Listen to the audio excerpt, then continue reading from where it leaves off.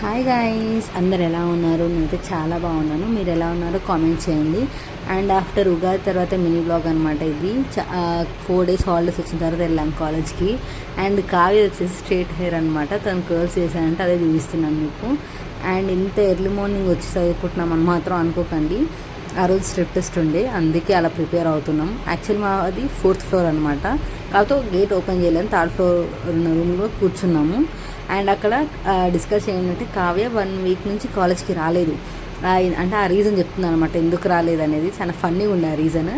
And మా floor open చేశారు, వెళ్ళిపోయాము. అండ్ బాల్కనీ నుంచి వ్యూ ఇది అనమాట మా కాలేజ్. పెద్ద ఏం ఉండదు, వెహికల్స్ పోవడం రావడం తప్ప. అండ్ లంచ్ టైం కూడా అయిపోయింది, లంచ్ చేసేసాం. అండ్ నాకు కొంచెం వర్క్ ఉంటే రాసుకుంటున్నాను అనమాట. అండ్ కావ్య మంచి స్లీప్ వేసింది అనమాట. తిన్న తర్వాత స్లీప్ వేయడం చాలా మ్యాండేటరీ. అండ్ వచ్చిన వాళ్ళు కూడా వెళ్ళిపోయినారు కొంతమంది. అండ్ మేము కూడా వెళ్ళిపోయామన్నమాట.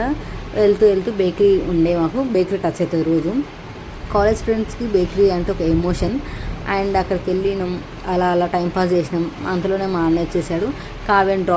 కావ్యని వెళ్తూ డ్రాప్ చేశాను. వస్తుంటే ఒక పార్సల్ వచ్చింది, అది తీసుకొని